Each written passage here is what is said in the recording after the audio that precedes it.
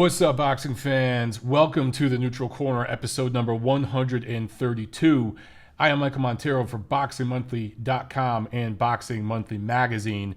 And by the time you're listening to this, I am probably on a plane flying across the country to Los Angeles.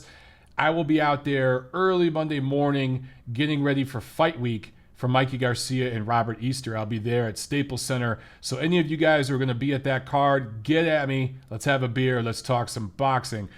Real quick, before we jump into some news and notes, I wanted to give a quick shout out and a thank you to a couple new Patreon supporters, Chase G and Devin, and Anbu increased his pledge. Thank you to all three of you guys and to everybody who supports us on Patreon. And guys, before I get into news and notes, want to talk about my fee for TNC. Last week I talked about this and I told you guys I'm going to be talking about it every week. The fee is non-monetary. I'm not asking you guys for money. Those of you who can pledge and want to on patreon.com/Montero Unboxing, please do so. Those of you who are interested in an MOB shirt, please email me at monteroonboxing@gmail.com. But for the rest of you who don't have that money laying around, who can't contribute financially, I know how that feels. I grew up broke. I get it. But for free, I'm asking you guys, I'm providing you this content for free, okay? My fee is that you share this content. Whether you share this episode of the Neutral Corner, whether you share my YouTube channel, my Twitter profile, my Facebook page, the Montero Unboxing Facebook page, a favorite video that you liked. It could be from 6 months ago. It could be from 2 years ago. Whatever it is, guys, I ask that you share this channel. You tell your boxing friends about it. You post it on your social media every week. Something. You share a piece of MOB and what we're doing here, this content that we're providing. You get it out there in the world on social media. That is my fee for this podcast. All right? Now let's get into some news and notes. Okay, so not a whole lot to get into, but World Boxing Super Series Season 2, the semifinals are set for both the 140-pound tournament and the 118-pound tournament.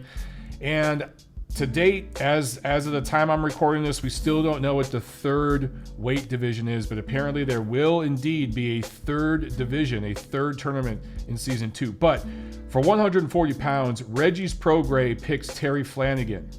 I think it was between Flanagan and Ryan Martin for him to pick, and he made the right choice. I think that Terry Flanagan is a good style matchup for him. Flanagan will be the best opponent Prograis has ever faced.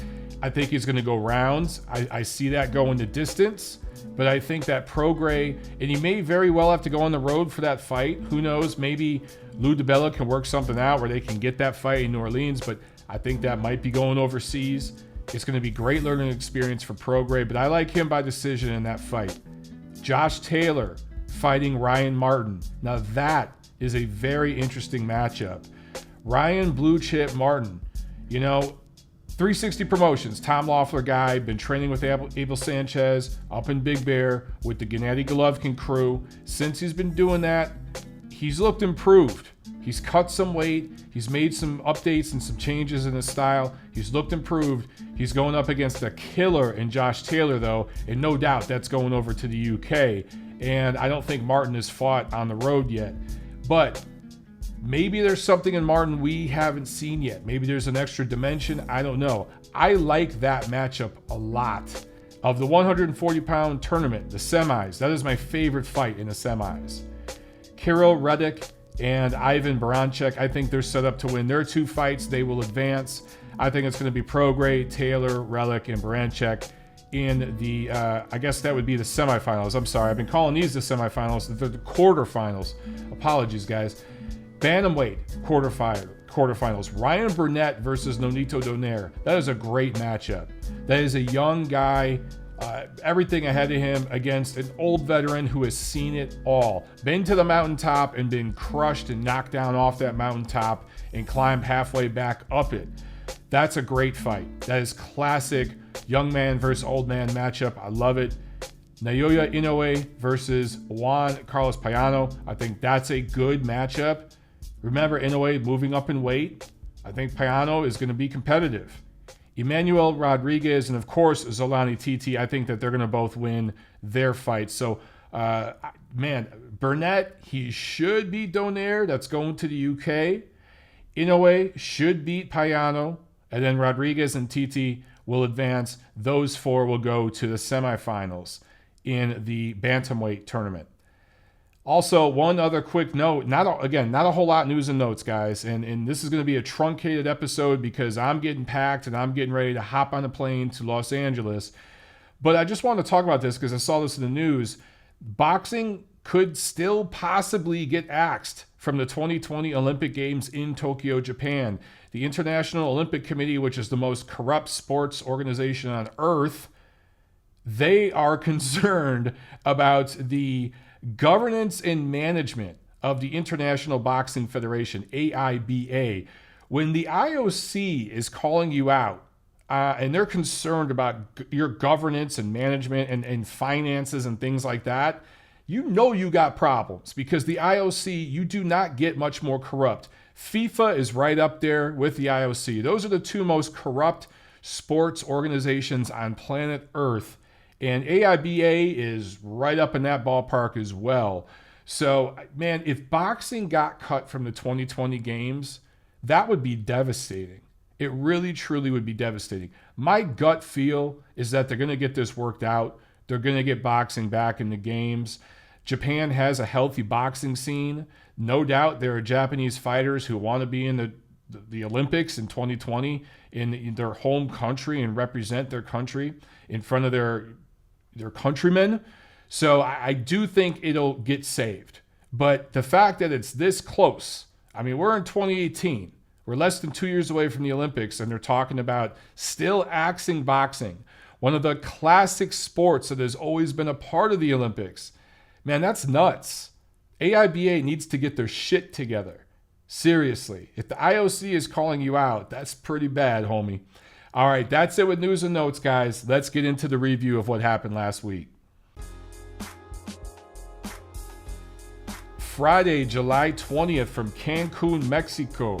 It was another Golden Boy Promotions card on ESPN. And in the main event, Lamont Roach wins by 6th round retirement stoppage over Devi Julio Bassa. He knocked him down in the 3rd round, and Bassa did not come out for the 7th round. So Roach improves to 17-0 with 1 draw, 7 knockouts. A super featherweight fighter out of DC stays perfect. Well, almost perfect. He has that draw on his resume, but 17-0, undefeated, marches forward. Also Friday, there was a Thompson boxing card from Doubletree Hotel in Ontario, and the Texas native Michael Dutchover improves to 10-0 with 7 knockouts, a KO2 win. Dutchover is only 20 years old. He's a super featherweight himself, same division as Lamont Roach, and 10-0 with 7 knockouts looks really, really good. An exciting, fun prospect. In Sloan, Iowa, it was a showbox card. And in the main event, Philadelphia welterweight prospect Jaron Enos improves to 21-0, 19 knockouts, a TKO3 win over Armando Alvarez, who he dropped 4 times in the 3rd round before getting him out of there. So that was all the Friday action here in North America. I was going to say America, but of course, Cancun, North America. Saturday, July 21st, we had some action over in Russia and in the United States. Let's start in Moscow, where it was the World Boxing Super Series Cruiserweight finale.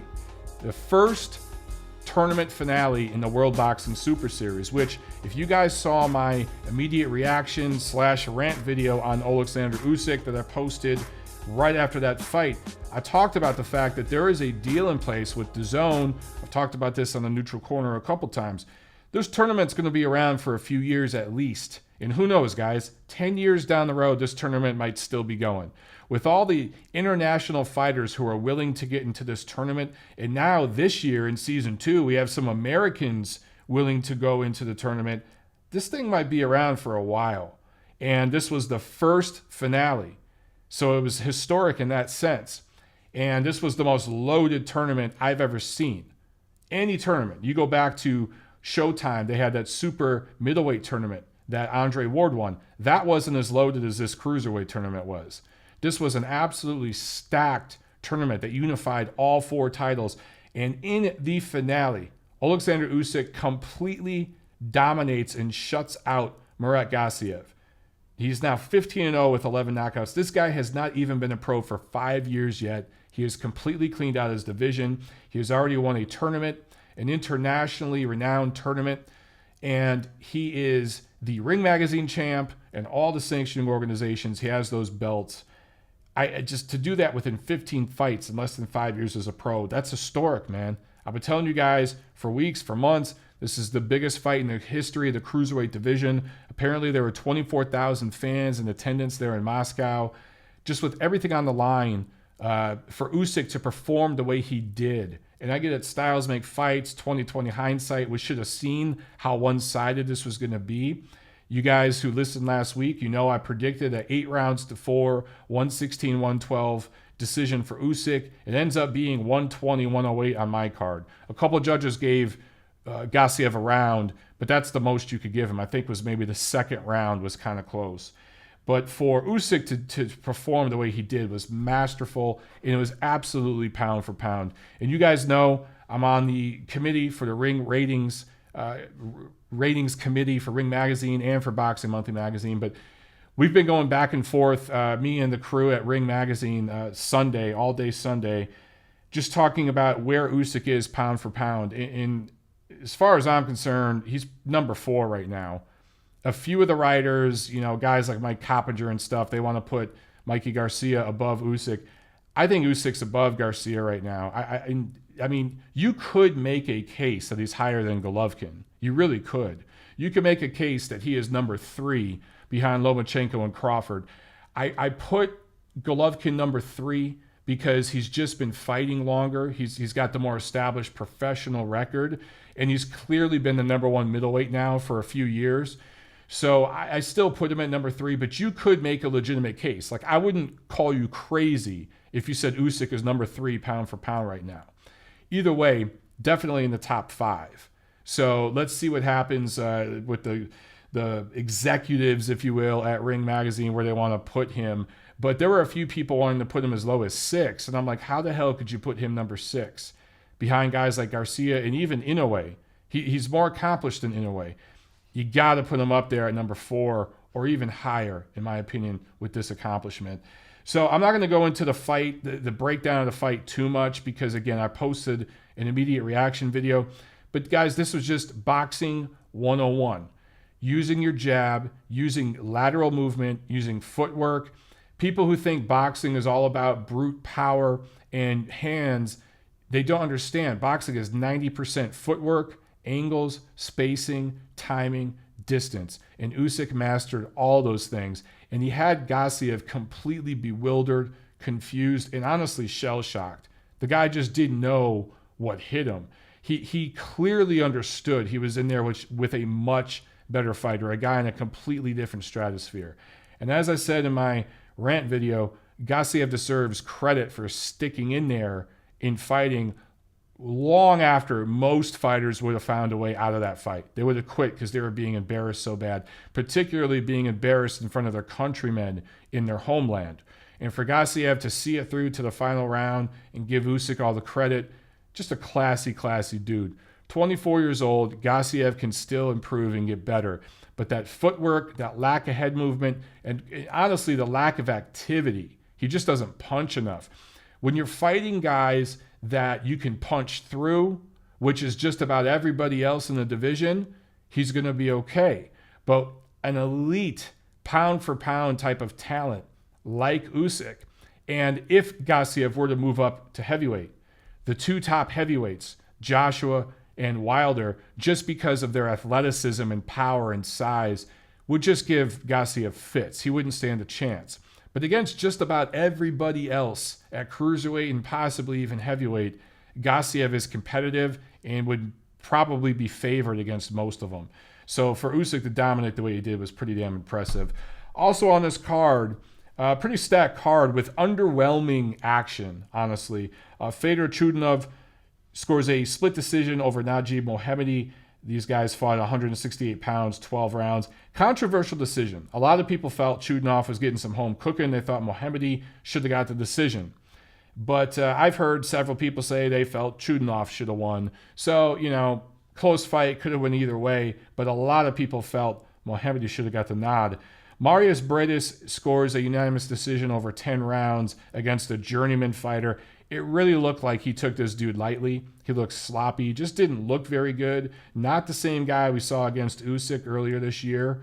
But look, fighting down, clearly what I saw was a guy fighting down to the level of his opposition. I don't think Briedis is shit.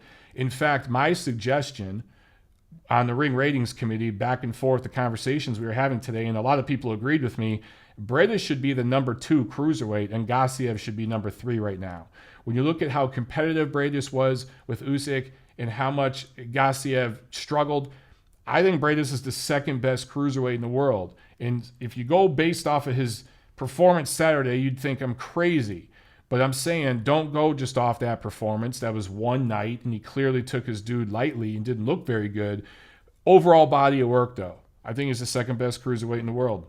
Cecilia Brækhus defends her welterweight titles. Denis Shafikov gets a win in a 10-rounder. Konstantin Ponomarev. Konstantin Ponomarev. Upset loss to a fighter who came in with only 6 fights, Sergey Vorobiev, who is now 7-0 with 6 knockouts.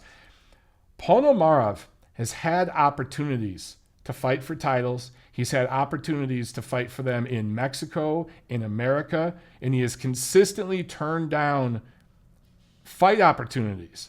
And he gets lined up on the very, very bottom of a stacked undercard and loses like this to a dude with 6 fights coming in.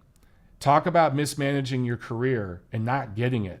I talked to Ponomarev's management a couple times over the last year or so, like, what is up with this kid? He looks good. What's going on? And they're like, this guy thinks he has it all figured out. I'm not going to tell you guys exactly who I talked to, but you could probably do the math. But they told me this guy thinks he has it all figured out. This guy thinks that he knows what he's doing. He knows best. And we've offered him this fight, that fight, this fight, that fight. He turns it down. In fact, as far as I understand it, Konstantin was like training people in boxing and stuff back home. He was like being a personal trainer and doing stuff like that for a while. And now he gets beat, by a guy, again, who came in with 6 fights. And where does it go from here? I don't know, but completely mismanaged his career, man. All right, over here in the United States at the Hard Rock Hotel and Casino in Las Vegas, Jaime Munguia improves to 30-0 with 25 knockouts with his first legitimate win over a legitimate ranked top 10, barely top 10 junior middleweight, Liam Smith. Wins a unanimous decision over 12 rounds. He dropped him in the 6th. Had some scary moments early on where Smith actually was getting some good work in, and you saw the experience there. This was the first defense of Munguia's WBO junior middleweight title. This kid's only 21. He's turning 22 in October. I told you guys last week, and I remember even talking about this a few months back when he beat Saddam Ali. Everyone needs to calm down. There is major, major flaws in this kid's game. Liam Smith is a tough SOB. He's a strong, sturdy junior middleweight, but he's not a huge junior middleweight. I mean, Munguia was the bigger guy. Jarrett Hurd's bigger. Jermell Charlo is bigger. Even Erislandy Lara, I think, is bigger and especially way more athletic than Liam Smith. So it's not as if Liam Smith is this huge, hulking junior middleweight. He's just a tough guy who knows how to fight. Maybe he's the 10th best junior middleweight in the world. He's right there on the cusp of the top 10. He's gone 21 hard rounds with Canelo and Munguia. But for Munguia to struggle the way he did in the beginning, and then, you could see him learning on the job a little bit and closing strong down the stretch. I think this was a really, really good learning lesson for him. I think that he will improve from this fight. That is why you put a guy like this in there with a veteran who can box a little bit, who can go rounds, but can't necessarily punch real hard and isn't the most skilled or athletic guy. Munguia is nowhere near ready for Jarrett Hurd. Even Irizlandi Lara, I think, beats him at this point. It would be close, but I think Lara beats him, Hurd dominates him, and Charlo probably knocks him out. That's what I see right now. Now, 2-3 years down the road, might be a different story. 2-3 years down the road, though, this kid's a middleweight. He's not going to be at junior middleweight. He has a title because that's the politics of boxing, and Saddam Ali got a title off an ancient Miguel Cotto, who got it off what? I think he won a vacant title off, I can't remember. It might have been a Japanese fighter that he fought at Staples Center where he got that vacant title. I can't remember for sure. But either way, that's a perverted paper-thin title, right? The paper I'm holding up my notes with, that's how thin that title is. So Munguia has a title technically, but he's still a prospect, guys. That's you could call him a contender. With this win over Smith, he's a contender now. But he's not an elite fighter yet. He's just not there. He's a pup. Give him time to develop and give him time to grow into the middleweight division, because that is where he's going to settle as a prime fighter. Also on this card, a 130-pound southpaw prospect from Puerto Rico, Alberto Machado, improves to 20-0 with 16 knockouts, and a middleweight southpaw prospect from Brazil, Yamaguchi Falcao, improves to 16-0 with 7 knockouts. Both of these guys win by decision. So that was it with last week, guys. Real quick, I wanted to go over just some quick punch numbers from the Usyk-Gassiev fight. I know that this is, not worth going into in crazy detail, but just to give you an idea of the clinic Usyk put on. According to CompuBox, Usyk landed 99 out of 519 jabs, only 19% accuracy, but Gassiev landed 9 jabs. He threw 74. That's 6 jabs thrown per round, not even one landed per round. That tells you how befuddled and confused he was. For one fighter to land 99 jabs and throw 519, the other fighter lands 9 and only throws 74. That's crazy. That's just nuts.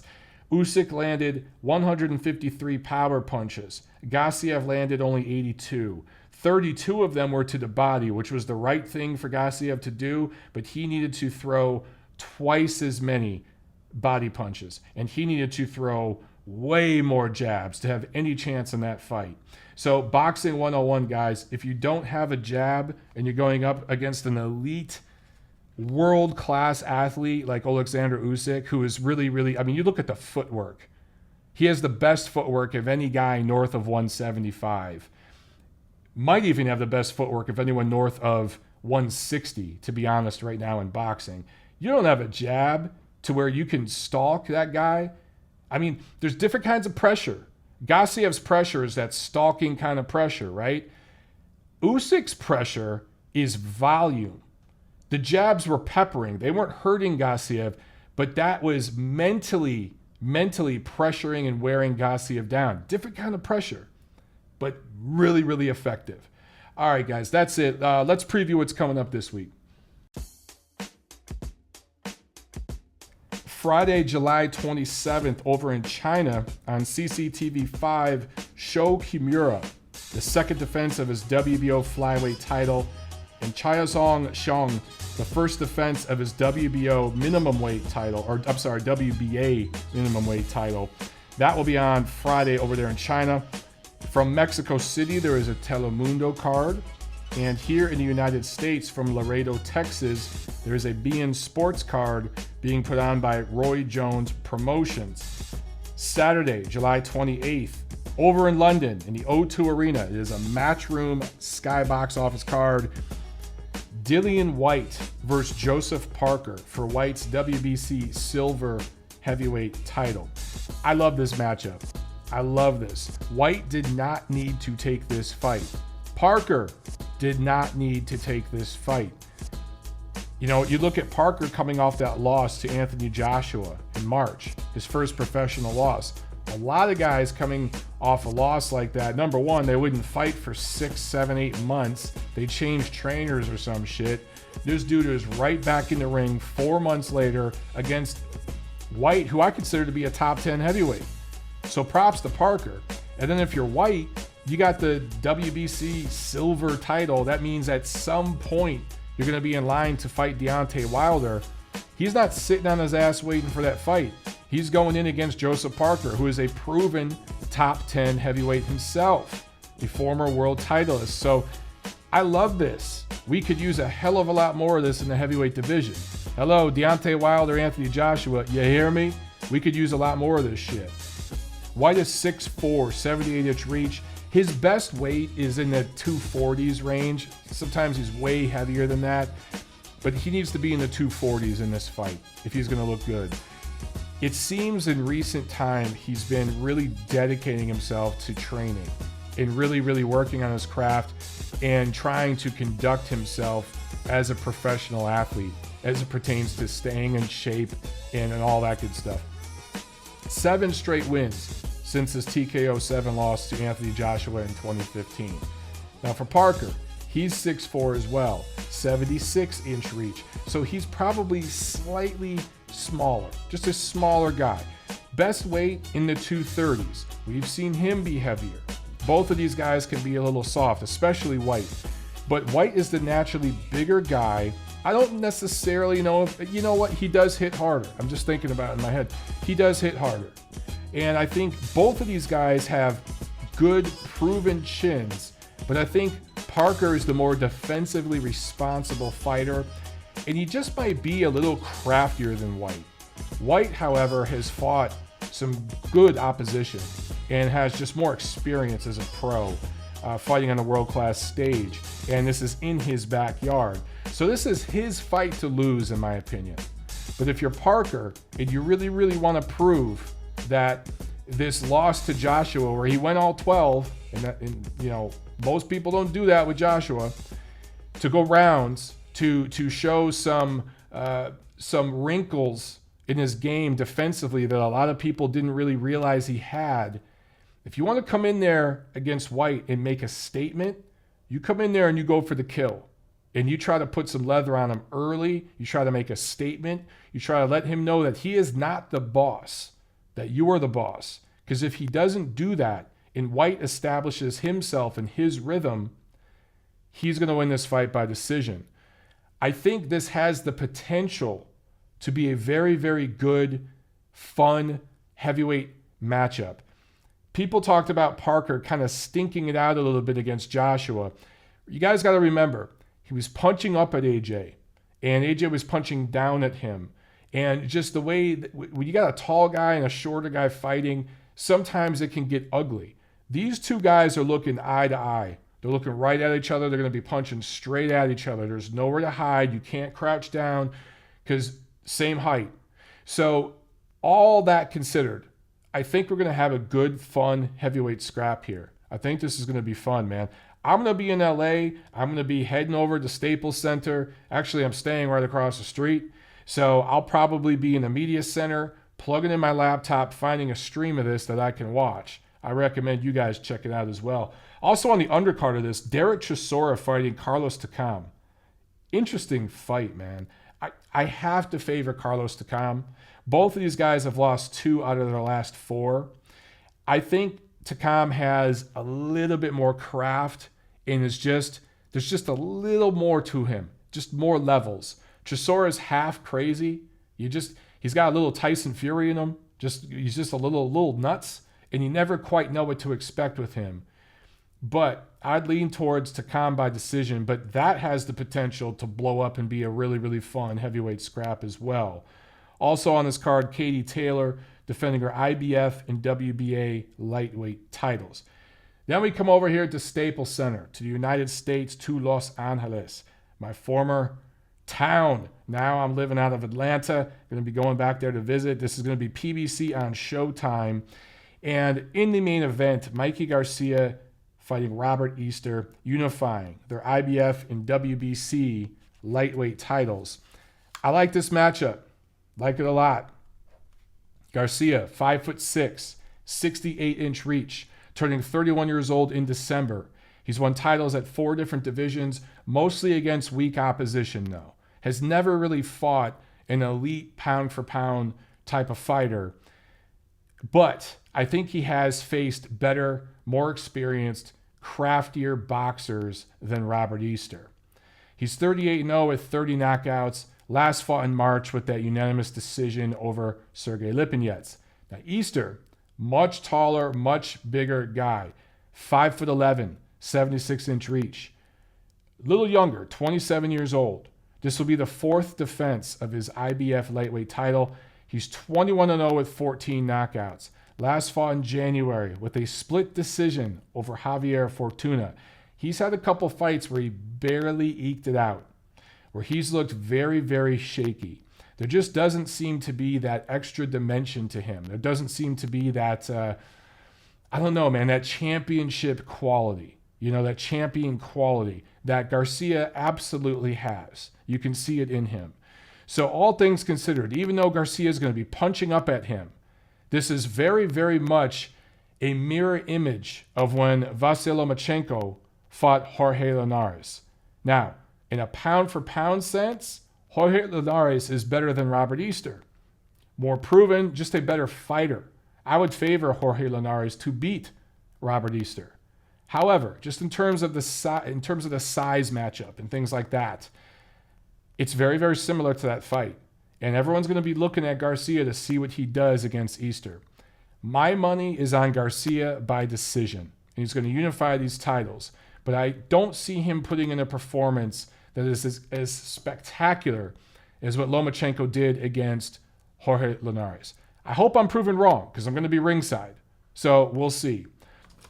And in the co-main on this card, Luis Ortiz and Razvan Kojanu fighting in a heavyweight 10-rounder.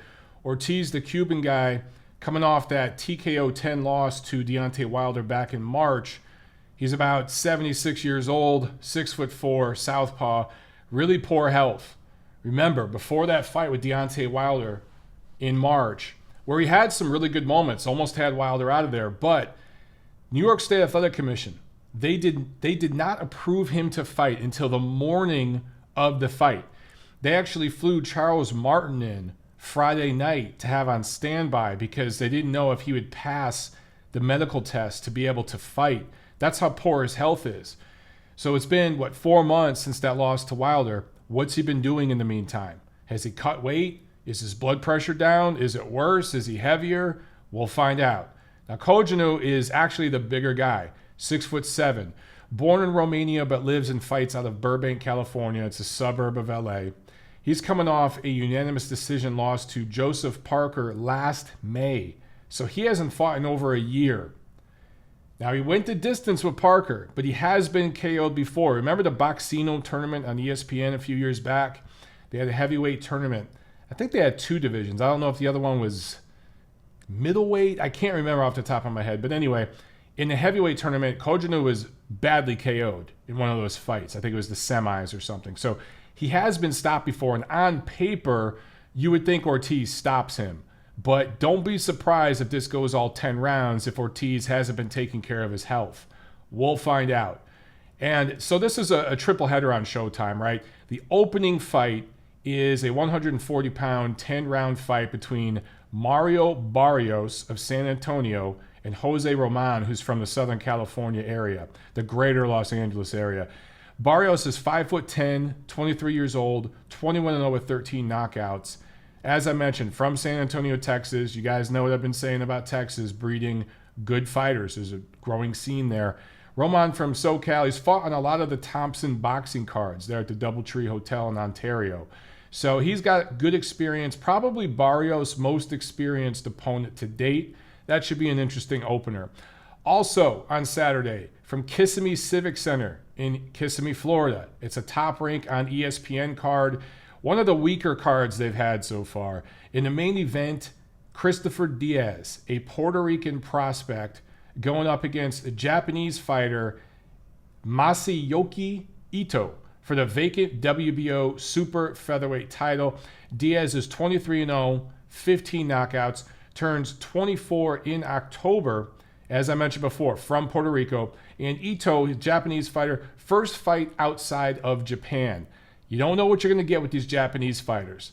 Sometimes these guys who have never fought outside of Japan, They show up, they lay an egg, they just look like, what you'd expect, an opponent. Sometimes these guys come out of Japan and they're badasses. So that could end up being a really, really good, fun, entertaining main event on that ESPN card. And that should be a little preview, a little warm-up to get you into the Showtime card, right? Also on Saturday, there is a card from Evander Holyfield's promotional company in Louisville, Kentucky. I talked about Evander Holyfield before. I think he was actually born in Alabama, but grew up in Atlanta, fights out of Atlanta. I know he's lived here forever. I don't know if he still has a home here or not, but I can't understand for the life of me why they do cards in Kentucky. And I think they've done several cards in Kentucky by now. They do a lot of cards in New York. That makes sense. They're actually headquartered in New York. But they haven't once done a fight card in Atlanta. I just don't get it. Maybe I'm biased. Maybe it's because I live here now. But wouldn't it be nice for the folks at Holyfield Promotions, or Real Deal Promotions, I should say, to put on a fight card in Atlanta? Certainly more of a bigger market here than Louisville, Kentucky. But anyway, for you guys in Kentucky, check that out and have fun. That's it for this week, guys. So I'm going to be in LA, and I'm pretty much going to be there all week, man. Flying coast to coast Monday. We'll get there Monday night, and get at me. If you guys are going to be at the fights Saturday night, let me know. Comment here in the comment section, and we'll see if we can find each other at the fights. You come say hi. We'll talk a little boxing. We'll have a beer. It'll be a good time. All right? I'll see you at the fights.